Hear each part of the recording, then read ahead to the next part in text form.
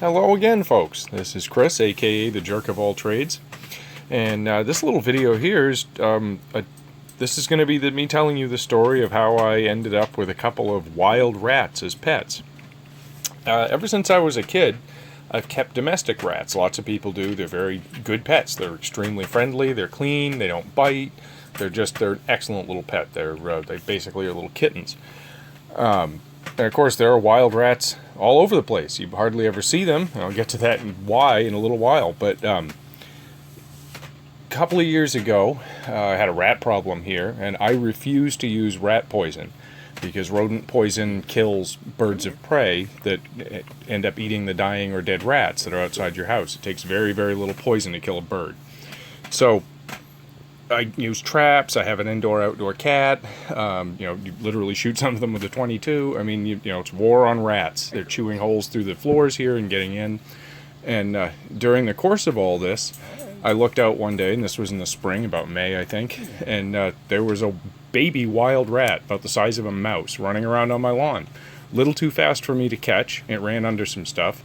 And I saw another one about an hour later. So I set a live trap, and ended up catching 3 of them, 2 females and a male.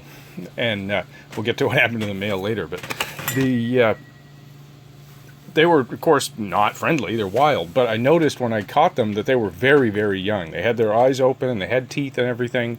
But they still had big, buggy eyes and bobble heads and were not old enough to be out at all. They were maybe 2 weeks old I know how to age these animals. So I figured, well, these might be young enough that I could actually make friends with them. So I got some milk replacer and started feeding them 6, 7 times a day, getting out in the middle of the night and feeding them. And just handling them with gloves on.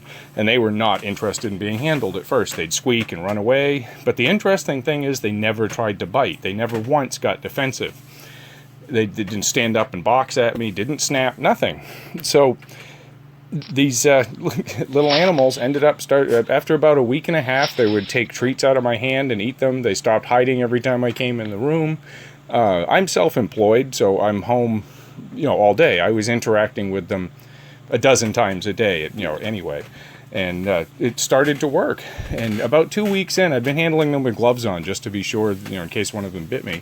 And I finally just said, the hell with it, gritted my teeth, and took the glove on and reached into their bed with them. And they started grooming my fingers and being just as friendly.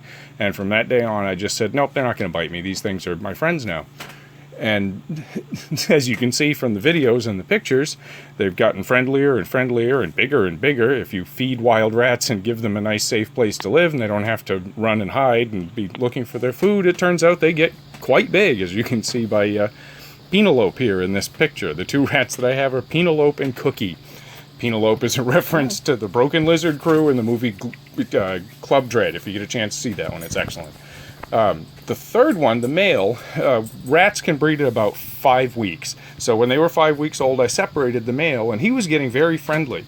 But one day I was handling him, and he spazzed out because they aren't domestic. They will, if you scare them, if the dog farts in the next room, they'll go rocketing out of your hand.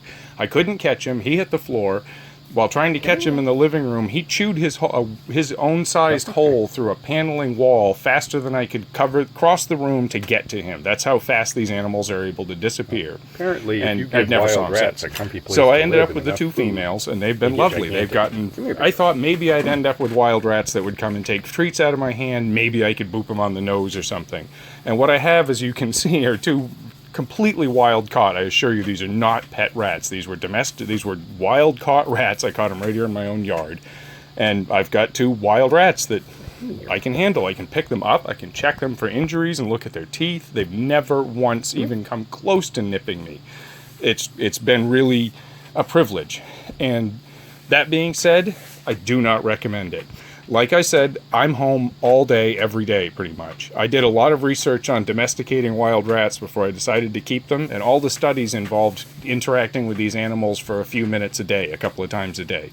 The only reason these animals are friendly is because I've pestered these things since they were 2 weeks old, all day, every day.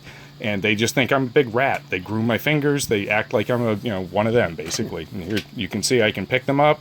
She doesn't struggle to get away. If something scares her, I can't hang on to her. She's gone. But So there it is. Wild rat pets. Enjoy. I hope you liked it. Hello.